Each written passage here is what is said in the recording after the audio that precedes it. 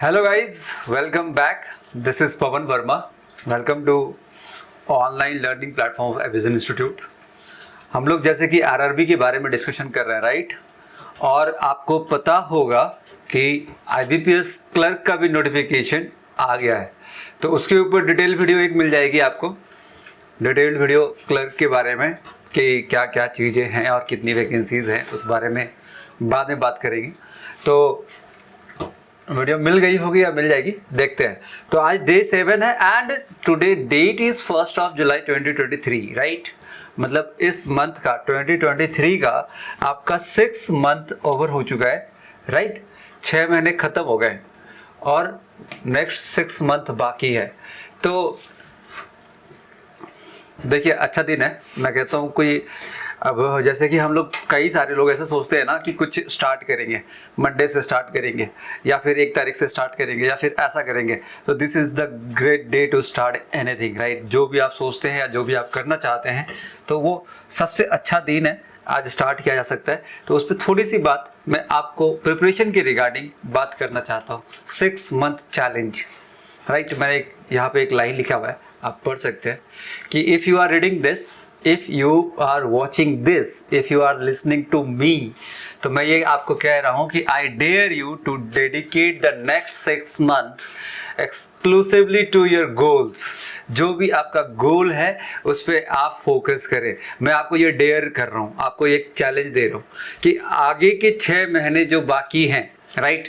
आप अगर प्रिपरेशन कर रहे हैं, आप देख रहे हैं कि मुझे यही करना है, एसएससी करना है या बैंकिंग करना है या कोई भी कम्पिटिटिव एग्जाम क्रैक करनी है, तो मैं आपको एक चैलेंज दे रहा हूँ आज के दिन, 1 जुलाई 2023 के दिन, कि नेक्स्ट 6 महीने, पूरा का पूरा 6 महीने exclusively dedicate to your goals. जो गोल है आपके, उसके ऊपर पूरे के पूरे डेडिकेशन के साथ नेक्स्ट 6 महीने काम करना शुरू करेंगे आज से।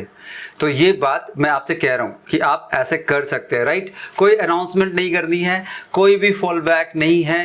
हाँ, सिर्फ और सिर्फ काम करना है, सिर्फ और सिर्फ काम करना है। अपने आप को आइसोलेट कर लेना है और डेली का कुछ टारगेट फिक्स करना है। हर रोज का कुछ टारगेट फिक्स करना है। जैसे कि हर रोज आपके पास ऐसे वीडियो आती है, तो आप एक छोटा सा टारगेट ये बना सकते हैं कि सर डेली जो वीडियो डाल रहे हैं, एटलीस्ट उसको करें। तो एक टारगेट फिक्स हो गया, एक छोटा सा टारगेट फिक्स हो गया डेली का कि ये करना है हमको डेली, राइट। तो इसी तरीके से नेक्स्ट 6 मंथ आप अगर कंसिस्टेंसी बनाकर काम करेंगे तो रिजल्ट ऑब्वियसली आपको नजर आएगी, दिखेगी, चीज़ें होते हुए, चीज़ें बनते हुए दिखेगी, राइट। तो ये मैं आपसे कहना चाह रहा हूँ कि आज से ये आप अपने अंदर एक अनाउंसमेंट कीजिए, अपने लिए एक अनाउंसमेंट कीजिए, अपने मन में अनाउंसमेंट कीजिए कि मुझे ये करना है, ठीक है।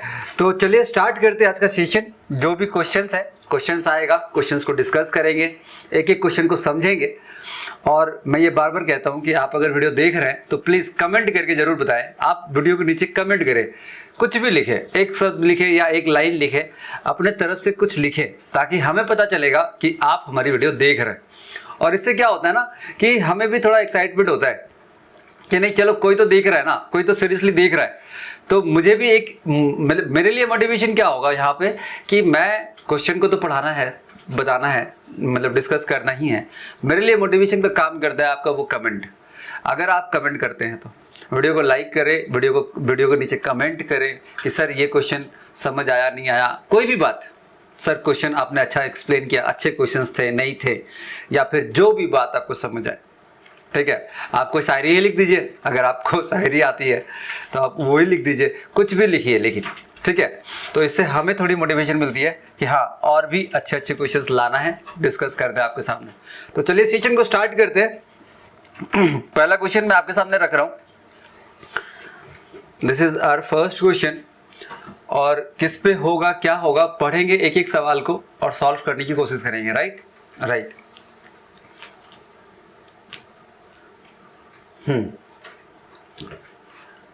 वैसे देखा जाए ना तो कोई तारीख हम थोड़ी डिसाइड कर सकते हैं कि हमें सक्सेस कब मिलेगी। हम 6 महीने, ये बात आपसे कह रहे हैं कि 6 महीने के लिए आप एक चीज़ पे काम कीजिए कि मेरे को अपने आप को ग्रो करना है, जिस भी फील्ड में मैं काम कर रहा हूँ उसमें ग्रो करना है। 6 महीने उस चीज़ के लिए बांध दीजिए, रिजल्ट अपने आप आपको दिखेगी, राइट। तो चलिए स्टार्ट करते हैं। क्वेश्चन हम पढ़ रहे हैं आपके सामने, कह रहा है कि a box contain slips with numbers from 1 to 50 written on them. एक बॉक्स है, उसमें कुछ स्लिप रखे गए हैं, पेपर पे कुछ नंबर्स लिखे गए हैं, दैट इज फ्रॉम 1 to 50, 1 से 50 तक के नंबर लिखे गए हैं। मतलब हर एक पेपर पे नंबर्स लिखा गया 1 2 3 4 till 50। A slip is drawn and replaced, then another slip is drawn, after replacing another slip is drawn। मतलब क्या हो रहा है कि एक बॉक्स है, समझिए, और उस पर स्लिप्स डाले गए, नंबर 1, नंबर 2, नंबर 20, नंबर 50, ऐसे 50 स्लिप डाले गए हैं, ठीक है। उसके बाद कहता है कि a slip is drawn, एक स्लिप मैंने निकाला, उसके बाद रिप्लेस कर दिया, मतलब निकालने के बाद उसको वापस इस बॉक्स में डाल दिया। फिर दूसरी बार अनदर स्लिप निकाला गया, उसको निकाला, फिर उसको देखा और उसको फिर वापस डाल दिया। तो इस तरीके से किया जा रहा है, ठीक है, ठीक है, मतलब निकाल रहे और वापस रिप्लेस कर दे रहे हैं। तो दिस इज ये प्रोसेस यहाँ पे बता रहा है। उसके बाद what is the probability, probability के ऊपर सवाल है, कह रहा है कि what is the probability that an even number appear on the first. पहली बार जब निकालूंगा तो उसकी प्रोबेबिलिटी क्या होगी कि इवन नंबर निकल के आए, ठीक है। उसके बाद even number on the first draw and odd number on the second draw. दूसरी बार जब निकालेंगे तो ऑड नंबर आनी चाहिए, ठीक है, and number divisible by 3 on the third draw. जब तीसरी बार निकालेंगे तो एक नंबर वैसी नंबर चाहिए जो 3 से डिवाइड हो जाए। तो उसकी प्रोबेबिलिटी क्या होगी, 3 ड्रॉ करनी है मुझे, ठीक है। क्वेश्चन समझ आई, मतलब एक बॉक्स के अंदर इतने सारे हैं। चलो ठीक है, मैं सिंपल सा, ये बड़ा इजी सा क्वेश्चन है, आप अगर देखोगे तो मैं इसको ऐसे समझा रहा हूँ, समझिए कि टोटल कितने स्लिप है इसके अंदर। तो आप कहेंगे सर टोटल है 50। फर्स्ट ड्रॉ क्या करना है, फर्स्ट ड्रॉ की बात करते हैं कि even number appear on the first draw. तो 50 स्लिप है टोटल। और प्रोबेबिलिटी की अगर बात करी जाए तो प्रोबेबिलिटी का फॉर्मूला क्या कहता है भाई साहब, probability is equal to what, probability is equal to number of desired event. Desired event, पहला क्वेश्चन भी बहुत मस्त मिला है, जिस बारे में हम बात कर रहे थे ना अभी, 6 मंथ चैलेंज, उसी के ऊपर देखिए इस सवाल को मैं कैसा रिलेट करता हूं कि probability is equal to number of desire event by total event, total event. अब बताइए डिजायर इवेंट क्या होता है। डिजायर इवेंट मतलब जो हमें चाहिए, और टोटल इवेंट क्या होता है, टोटल इवेंट जो टोटल का मतलब सिचुएशन है हमारे आसपास, टोटल जितने भी स्लिप है हमारे आसपास, राइट। मान लीजिए कि फैमिली प्रॉब्लम है, देन फाइनेंशियल प्रॉब्लम है, देन पढ़ाई करनी है, देन ये एग्जाम निकालना है, ऐसे करना है, ये सारे सिचुएशन हो गए हमारे पास। और हमारा डिजायर इवेंट जो हमें चाहिए, लिटरली जो मुझे चाहिए, जैसे कि मुझे एग्जाम क्रैक करना है तो वो मेरा डिजायर इवेंट है। तो कह रहा है कि प्रोबेबिलिटी क्या होगी, तो number of desire event by total event. अगर डिजायर इवेंट का वैल्यू जितना ज़्यादा बड़ा होगा, मतलब टोटल इवेंट जो भी है, जैसे कि टोटल इवेंट कितना है 50, और 50 में से मुझे पहला नंबर क्या चाहिए था, इवन नंबर चाहिए था। तो इवन नंबर कितने होंगे 50 में से, 1 से लेके 50 तक में इवन नंबर कितने होंगे, तो इवन नंबर होंगे 25 ऐसे नंबर्स होंगे जो इवन होंगे। तो मेरा डिजायर इवेंट क्या बनेगा 25। तो मतलब इवन आने की प्रोबेबिलिटी क्या होगी, तो इवन आने की प्रोबेबिलिटी होगी 1/2। 1/2 मतलब 50% प्रोबेबिलिटी होगी 1/2। तो वही मैं बात ये कह रहा हूँ कि आप रियल लाइफ से इसको अगर कनेक्ट करेंगे ना, इस फॉर्मूले को रियल लाइफ से कनेक्ट किया जाए तो कहता है कि नंबर ऑफ डिजायर इवेंट, जितना ज़्यादा बड़ा डिजायर होगा आपका, उतनी ज़्यादा जीतने की चांसेस होगी आपकी, उतनी विनिंग प्रोबेबिलिटी आपकी बढ़ जाएगी, राइट। तो ये कनेक्ट हो रहा है जो बातें मैं कह रहा था कि 6 मंथ चैलेंज जो आपसे कह रहा था, और आज से वो शुरू हो रहा है। तो इस तरीके से आप आज से अपने आप को बाउंड करें, इस तरीके से आप अपने आप कुछ लिमिट बनाएं कि मुझे ये चीज़ें करनी है। सारी चीज़ें मत कीजिए, लेकिन कुछ चीज़ें हैं जो करना इंपॉर्टेंट है, जिससे आपका ग्रोथ हो सकता है, तो वो सारी चीज़ें करने की आदत डालिए अभी से, ठीक है। ओके, तो क्वेश्चन पे वापस आते हैं। पहला ड्रॉ कह रहा था कि इवन नंबर होना चाहिए, तो मैं कह रहा हूँ कि पहला ड्रॉ हो गया इवन नंबर, उसकी प्रोबेबिलिटी हो गई 1/2। वापस से क्या किया कि जो स्लिप निकाला था मैंने वो वापस डाल दिया। दूसरा कह रहा है कि सेकेंड ड्रॉ क्या होना चाहिए, an odd number on the second draw. दूसरी बार जब निकालूंगा तो एक ऑड नंबर होना चाहिए। तो बताइए कि 1 से 50 तक में ऑड नंबर कितने हो सकते हैं? तो आप कहेंगे सर 1 से 50 तक में ऑड नंबर भी 25 ही होंगे, है ना, 1 3 देन 5 7 9 ऐसे करके ऑड नंबर्स। तो मैं कहता हूँ उसकी प्रोबेबिलिटी कितनी होगी, तो क्या कि 25 टोटल ऑड नंबर हैं और टोटल स्लिप है 50, तो उसका भी प्रोबेबिलिटी हो जाएगा हाफ, 1/2। तो ये 2 बात हो गई। उसके बाद कहता है कि अ नंबर डिविजिबल बाई 3, ठीक है, एक नंबर जो 3 से डिविजिबल हो। तो मुझे बताइए कि 1 से 50 तक में कितने सारे ऐसे नंबर होंगे जो 3 से डिवाइड हो जाएंगे, कितने सारे ऐसे नंबर होंगे जो 3 से डिवाइड हो जाएंगे। तो हम कह रहे हैं कि टोटल नंबर कितने हैं सर, 50, उसको 3 से डिवाइड कर दीजिए, कितना आएगा राउंड, टोटल होल नंबर कितने आएंगे, तो हम कह रहे हैं 1 टाइम एंड 20 इज 6 टाइम्स 18, तो ऐसे टोटल 16 नंबर मिलेंगे। फ्रैक्शन में आएगा राइट, 16 2/3 आएगा, लेकिन हम कह रहे हैं 16 ऐसे नंबर मिलेंगे जो कंप्लीटली डिविजिबल हो जाएंगे 3 से, 16 ऐसे नंबर मिलेंगे। तो उसके लिए प्रोबेबिलिटी कितनी हो जाएगी, तो वापस से यही बात करते हैं, मतलब हाफ आया इवन का, हाफ आया ऑड का। अब हम बात कर रहे हैं 3 से डिवीजन वाले। तो मैं कह रहा डिजायर इवेंट 3 से डिविजिबल वाला, तो ऐसे 16 ऐसे नंबर मिलेंगे, 3 मिलेगा, देन 6, देन 9 12 15, वो सारे स्लिप 16 होंगे ऐसे, और टोटल इवेंट कितना है 50। तो ये कितना हो गया, इसको ऐसे ही रखते हैं 16/50। तो मेरे पास अब आंसर आने की बारी आ गई कि पहले इवन नंबर का प्रोबेबिलिटी था हाफ, उसके बाद इवन ऑड नंबर आने की प्रोबेबिलिटी थी हाफ, और 3 से डिवीजन वाले नंबर थी 16/50। ये हमारा आंसर हो गया। This is the probability of getting this 3 event from this box. तो कितना हो जाएगा, 2 2 जा 4, 2 2 जा 4 राइट। अब 4 से काटा तो ये 4 हो गया, और उसके बाद इसको कैंसिल किया तो 2/25, 2/25 मतलब हमारा ऑप्शन बी आंसर हो जाता है 2/25। अच्छा, परसेंटेज में अगर बतानी हो तो मुझे पता है 1/25 4% होता है, तो 2/25 कितना होगा 8%। मतलब इसके चांसेस क्या है कि 8% ऐसा चांसेस है कि फर्स्ट ड्रॉ में इवन नंबर निकलेगा, सेकेंड ड्रॉ में ऑड नंबर निकलेगा, और थर्ड ड्रॉ में ऐसा नंबर निकलेगा जो 3 से डिविजिबल होगा। तो उसकी प्रोबेबिलिटी हो जाएगी 2/25, दैट इज 8%, राइट। फ्रैक्शन में बताना है, परसेंटेज में भी आप बोल सकते हैं कि दैट इज 8%। तो this was our first question, right. Coming to the next one. देखिए सवाल आपको आता होगा, मैं चाहता हूं कि आप पहले ट्राई करें, ठीक है, हर क्वेश्चन को ट्राई करें।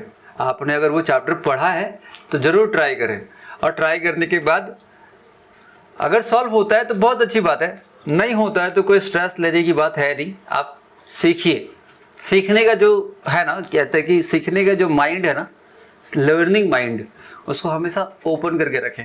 लर्निंग माइंड को किसी भी सिचुएशन में, किसी भी स्टेज में, any stage of your life, जिस भी स्टेज में है ना, आप अगर लर्निंग माइंड को ओपन करके रखेंगे तो आप ऑब्वियस सी बात है कि आप आगे निकल पाएंगे, उस क्राउड से आगे निकल पाएंगे, कोई भी, कहीं भी, किसी भी फील्ड में। Okay, coming back to the question, कह रहा है कि the average salary of a company increases by ₹100। Average salary एक कंपनी की 100 रुपीज से बढ़ गई है, right. When the salary of manager which is 9500 is included. अगर मैं इसको इंक्लूड करता हूं, एक मैनेजर की सैलरी को अगर सम में इंक्लूड करता हूं, तो एवरेज सैलरी 100 रुपीज से बढ़ जाती है। Okay, if the number of employ excluding manager is the smallest cube divisible by 16, what is the final average of the company? Average के ऊपर सवाल है, बड़ा अच्छा सवाल है। मैं कह रहा हूँ कि चलो एवरेज का फॉर्मूला पता है आपको ना, अगर एवरेज का फॉर्मूला अगर मैं लिख दूँ तो कहता है कि average is equal to sum by number, simple सा फॉर्मूला है। तो कह रहा है कि एवरेज एक थी, तो नंबर ऑफ एम्प्लॉय कितने थे। सेकेंड स्टेटमेंट को देखिए आप सेकेंड स्टेटमेंट को अगर देखोगे, मैं ये कह रहा हूँ कि सेकेंड स्टेटमेंट को देखो, ये यहाँ से देखो, if the number of employ excluding the manager, इस सेंटेंस को देखिए, is the smallest cube divisible by 16, मतलब नंबर ऑफ एम्प्लॉय, मैनेजर को छोड़कर, excluding the what, manager, is the smallest cube. तो क्यूब की बात कर रहा है वो। मैं कह रहा हूं कि 1 का क्यूब कितना, 1, 2 का क्यूब 8, 3 क्यूब 27, तो smallest cube that is divisible by 16, तो 4 क्यूब इज 64। तो नंबर ऑफ एम्प्लॉय 64 होगा क्या, ये 16 से डिवाइड होता है क्या, तो नंबर ऑफ एम्प्लॉय मुझे मिल गया that is 64, number of employ 64 है, ठीक है। इसकी एवरेज को मैं मान लेता हूं x, तो ये टोटल कितना हो जाएगा, ये हो जाएगा 64 इंटू x सम, ठीक है, ठीक है। अब कहता है कि if salary average salary of a company increase by 100। अब देखो इस बात को मैं मिटा दे रहा हूँ, ये बात समझ आ गई होगी क्या हुआ। हमें सेकेंड सेंटेंस क्या कह रहा था, नंबर ऑफ एम्प्लॉय निकालने के लिए मैंने ये तरीका अपनाया कि भाई स्मॉलेस्ट नंबर का क्यूब होगा और वो 16 से डिवाइड हो जाएगा, तो मुझे 4 का क्यूब 16 मिला जो 16 से डिवाइड हो जाता है, तो नंबर ऑफ एम्प्लॉय मुझे पता चला 64 और average salary of that 64 employ is x, तो total salary will be 64x। ये बात क्लियर हो गई। उसके बाद मैं अगर इसमें मैनेजर को इंक्लूड करता हूँ, मैनेजर को अगर हम इंक्लूड करते हैं, मतलब मैं कह रहा हूँ कि 64 में एक ऐड हो गया 65, तो कहता है कि एवरेज जो है ना, एवरेज 100 रुपीज़ से बढ़ जाएगी, ये बात यहाँ कह रहा है। तो एवरेज जो है x प्लस 100 हो जाएगी। ऐसा कब होगा, जब मैं मैनेजर को इंक्लूड करूँगा। तो मैनेजर को इंक्लूड करूँगा तो 64x में क्या होगा, 64x में 9500 जो मैनेजर की सैलरी है उसको भी इंक्लूड कर दिया मैंने, ये वाली बात। तो अब आप बताएं कि मेरे को कितना नंबर ऑफ एम्प्लॉय, मतलब कितना, क्या पूछ रहा था, what is the final average. Final average मतलब इसकी वैल्यू बताइए कि क्या आने वाली है, इसकी वैल्यू।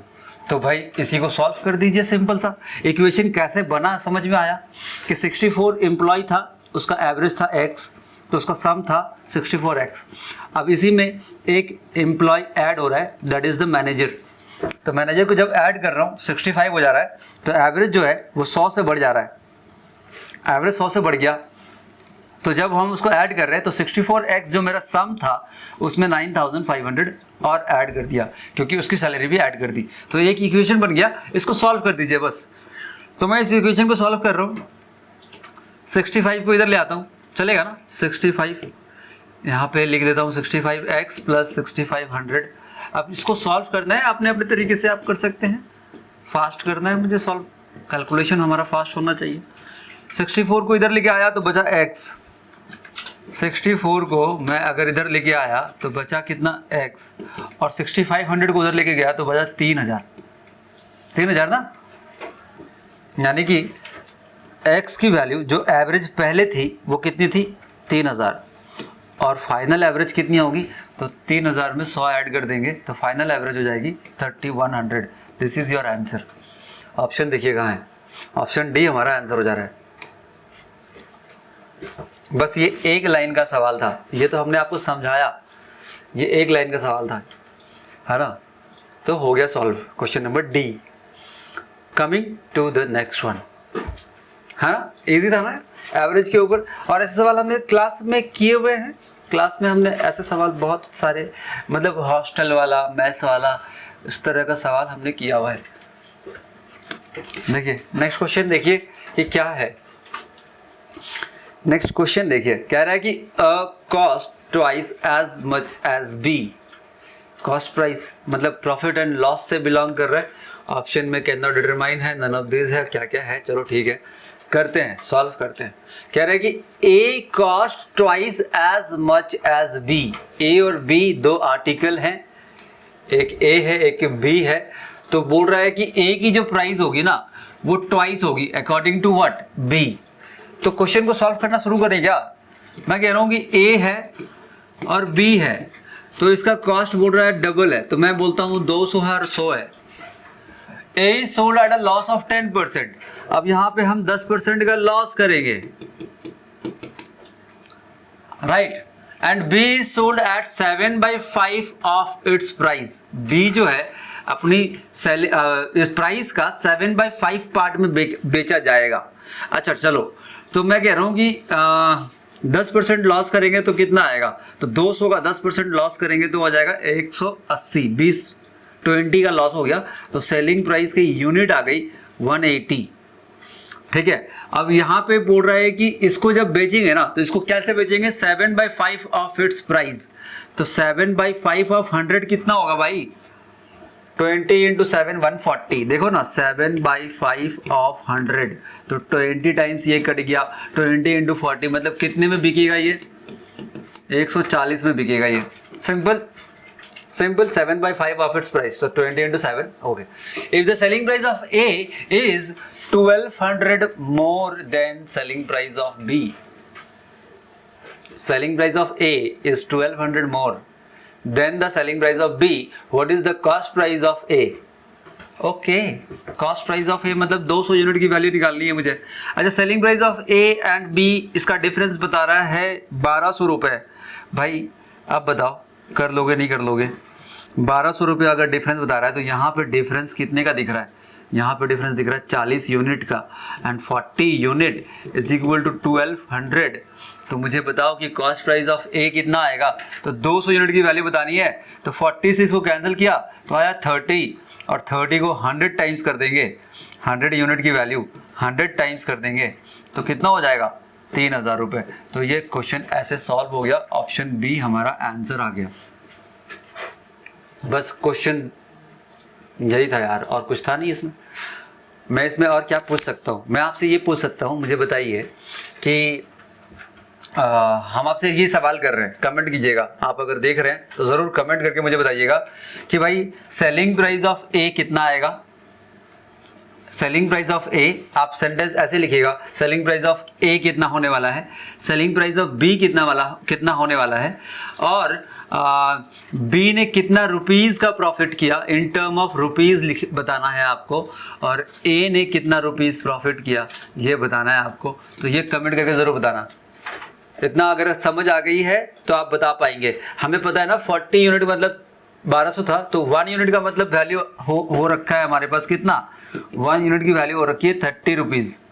तो मुझे 180 यूनिट, 140 यूनिट, इसका डिफरेंस निकालेंगे, उसका यूनिट, उसकी वैल्यू, और इसका डिफरेंस निकालेंगे, उसकी वैल्यू।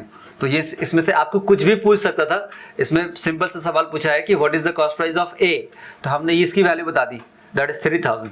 अब आपसे मैं पूछ रहा हूँ कि find the selling price of A, find the selling price of B, find the profit amount of A, find the profit amount of B. तो कमेंट करके जरूर बताना। मैं आ रहा हूँ नेक्स्ट क्वेश्चन में। ये क्वेश्चन हो गया सॉल्व, ठीक है, ठीक है। Next, coming to the next one. देखिए ये सवाल किसके ऊपर बिलोंग कर रहा है और क्या बिलोंग कर रहा है, क्या किसके ऊपर है या किस तरीके से है, इसको देखेंगे, राइट। ओके,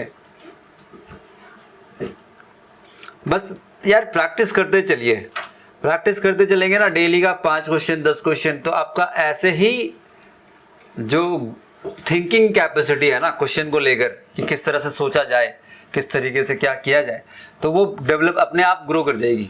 बस आपको क्या है ना कि डेली डेली फॉलो करनी पड़ेगी। क्वेश्चन पे आते हैं। क्वेश्चन कहता है कि अ सम of ₹5000 is compounded annually for 3 years at an interest rate of 10%। 5000 रुपए को 10% के हिसाब से 3 साल कंपाउंड इंटरेस्ट, कंपाउंडेड एनुअली के तौर पे रखा गया है, ठीक है।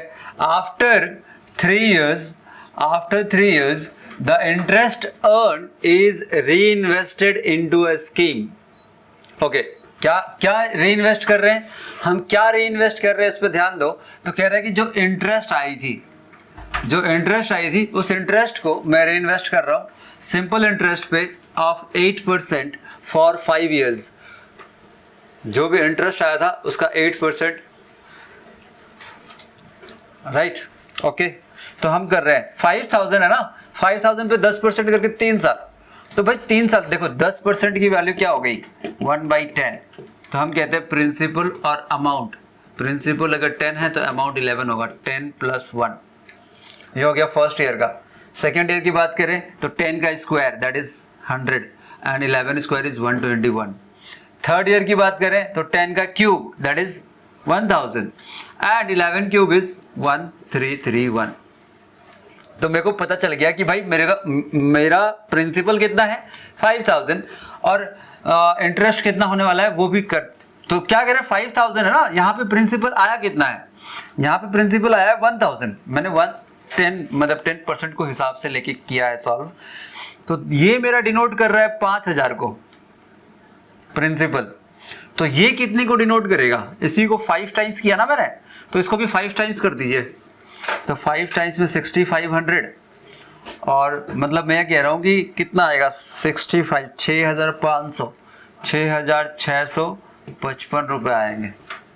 देख लीजिए करके 5 टाइम्स मल्टीप्लाई करने के बाद 5 1 5 5 3 15 carry 1 15 plus 1 is 16 and 1 is. तो मेरे को बताओ प्रिंसिपल इतना था, इंटरेस्ट आया इतना, तो डिफरेंस कितना होगा, डिफरेंस कितना होगा। तो डिफरेंस इंटरेस्ट कितना आएगा, तो मैं करूंगा 1655 है ना। कंपाउंड इंटरेस्ट जो आया 1655 आया, ठीक है। अब हमें क्वेश्चन कहता है कि आफ्टर 3 ईयर 3 साल के बाद क्या हो रहा था। क्वेश्चन कह रहा है कि after 3 years the interest earn is री इन्वेस्टेड। जो इंटरेस्ट अर्न किया था मैंने उस इंटरेस्ट को री इन्वेस्ट कर दिया सिंपल इंटरेस्ट में, कितने 8% के हिसाब से 5 साल के लिए। तो सिंपल इंटरेस्ट 8% करके 5 साल, तो 8% पहले साल, 8% दूसरे साल, 8% तीसरे साल, ऐसे 5 बार। तो 8 को जोड़ दो 5 बार, कितना 40%। तो इसी का 40% और इंटरेस्ट आ जाएगा। तो मेरे को पूछ रहा है कि what is the total profit, what is the total profit. तो 5000 तो मेरा प्रिंसिपल वैल्यू था, यहाँ पे प्रॉफिट हो गया 1655 रुपया, और 1655 को ही मैं सिंपल इंटरेस्ट में इन्वेस्ट करूंगा, तो इसी का 140% बन जाएगा। तो 140% मतलब 7/5, इसी का मतलब इसी की वैल्यू 7/5 कर दूंगा। 7/5 कहने का मतलब क्या हुआ भाई 140%, तो ये कटेगी तो क्या होगी 7/5 ही तो होगी। तो ये हो गया। अब इसको कैंसल आउट कीजिए, आंसर आपका निकल गया, दैट इज 5 से कैंसिल करते हैं तो ये 1 1 1 एंड सॉरी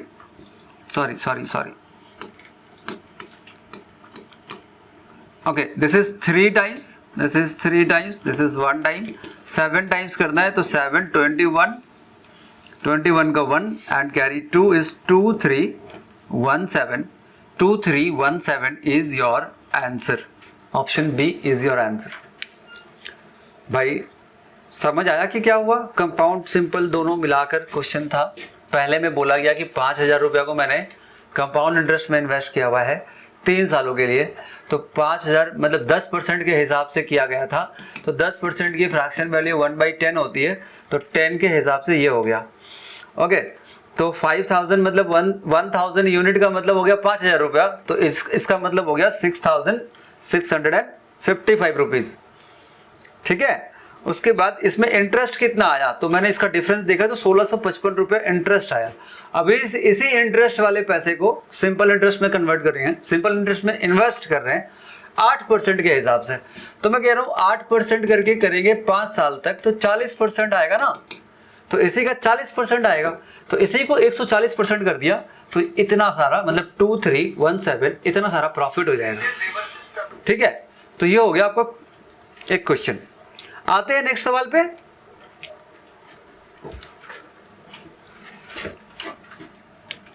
देखिए यार बीच बीच में इस तरह होता है तो रिदम खराब हो जाता है। चलो ठीक है, क्वेश्चन नंबर 10 को देखो क्या कह रहा है। क्वेश्चन में कह रहा है कि a metal cylinder with radius 24.5 centimetre, एक मेटेलिक सिलेंडर है, राइट, गैस सिलेंडर जैसे होता है सिलेंडर है। तो कह रहा है कि उसकी रेडियस कितनी है, ये डायग्राम बनेगी क्या सिलेंडर की। यहाँ पे रेडियस क्या होता है, जैसे कि एक सिलेंड्रिकल है इस तरीके से एक सिलेंडर है, ठीक है। अब उसकी रेडियस बता रहा है 24.5, इसकी रेडियस मैं वाइट से लिख दे रहा हूँ, समझिएगा। अब इसकी रेडियस है 24.5 सेंटीमीटर, ठीक है। And the height is 200 centimetre, इसकी एक हाइट है, मतलब यहाँ से यहाँ तक की हाइट की बोल रहा है, हाइट है 200 सेंटीमीटर। इज मेल्टेड, इसको पिघलाएंगे, इसको आग में रखकर इसको पिघलाएंगे, मेल्ट करेंगे। मेल्ट करने के बाद इनटू 14 स्फेरिकल बॉल बनाएंगे, मेटेलिक बॉल बनाएंगे, और हर मेटेलिक बॉल बनाएंगे, राइट, स्फेयर बनाएंगे। कितने सारे? तो 14 मेटेलिक बॉल बनाएंगे ऑफ इक्वल रेडियस, सबकी रेडियस बराबर होगी। मान लीजिए इसकी रेडियस अगर x है तो सबकी रेडियस x होगी। कितने सारे बॉल बनानी है? 14। Okay, what is the volume of each sphere? Her sphere की वॉल्यूम कितनी होगी if during melting 10% of the metal is lost? Okay, सवाल पढ़ लिया हमने, सवाल समझ लिया हमने। कह रहा है कि एक मेटल है, मेटेलिक सिलेंडर है, इसको पिघलाएंगे, इसको मेल्ट करने के बाद स्फेरिकल बॉल बनाएंगे। कितने सारे? 14 स्फेरिकल बॉल बनाएंगे। तो उसकी वॉल्यूम कितनी होगी, मतलब एक एक स्फेरिकल बॉल की वॉल्यूम कितने होने वाली है? अगर इसको जब मेल्ट करते हैं तो 10% जो मेटल है, 10% जो मेटल है वो वेस्ट हो जाता है, लॉस हो जाता है, राइट, लॉस्ट हो जाता है, थोड़ा छटक के गिर जाता है या कुछ हो जाता है, तो उस तरीके से ये होता है। तो आपको पता है कि भाई वॉल्यूम ऑफ सिलेंडर क्या होता है? नहीं पता है तो बता रहा हूं, वॉल्यूम ऑफ सिलेंडर होता है पाई आर स्क्वायर एच। अब देखो फॉर्मूला ही याद होना चाहिए, volume of cylinder is equal to pi r square h, यानी कि radius 24.5 square and 200 is the h. अब ये वॉल्यूम है टोटल। अब इस वॉल्यूम में से क्या होता है, 10% तो बर्बाद हो जाता है, मतलब इसी वॉल्यूम का 90% यूज होगा, है ना। मैं इसको लिख रहा हूं, देखो समझो, इसी वॉल्यूम का अगर मैं R की जगह पे 24.5 बिठा दूं और H की जगह पे 200 बिठा दूं और पाई की वैल्यू तो 22/7 है, तो उसी का 90% वॉल्यूम यूज होगा, जहां पे 14 स्फेरिकल बॉल बनेंगे और सारे के सारे रेडियस सेम होंगे। तो इक्वेशन में एक ही बार में लिख रहा हूं, एक ही बार में इक्वेशन लिख रहा हूं कि भाई करना क्या है। मैं इसको यहाँ पे इक्वेशन लिख रहा हूं, पाई का मतलब हो गया 22/7, ठीक है। R का मतलब है 24.5 2 टाइम्स 24.5 और H का मतलब हो गया 200। तो ये मेटेलिक सिलेंडर का वॉल्यूम हो गया। इसमें से 10% बर्बाद हो जाएगा, 10% लॉस्ट हो जाएगा, तो इसका 90% ही यूज होगा। और इसका जब 90% यूज होगा तो उसमें से 14 बॉल्स बनाऊंगा मैं, 14 स्फेरिकल बॉल बनाऊंगा। तो 14 स्फेरिकल बॉल जो बनाऊंगा तो इसी में से मैं क्या करता हूँ, 14 डिवाइड कर देता हूँ, तो मेरे को एक एक स्फेरिकल बॉल की वॉल्यूम पता चल जाएगी। बस आपको ये कैलकुलेशन करना पड़ेगा, बस आपको ये कैलकुलेशन करनी पड़ेगी। तो इसको कर लेते हैं, ये 100 से ये 200 को काट के 2 लिख देते हैं, है ना, और 7 से देखो कटेगी। अच्छा, ये पॉइंट को भी रिमूव कर दें अगर, तो बाई में 100 आ जाएगा, 24.55 था ना। ओके, कैंसिल कीजिए बस, और कुछ नहीं करना है।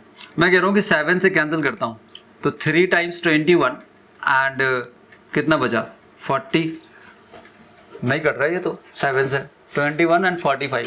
ओके सॉरी, इससे नहीं कटेगा, किससे काट दें?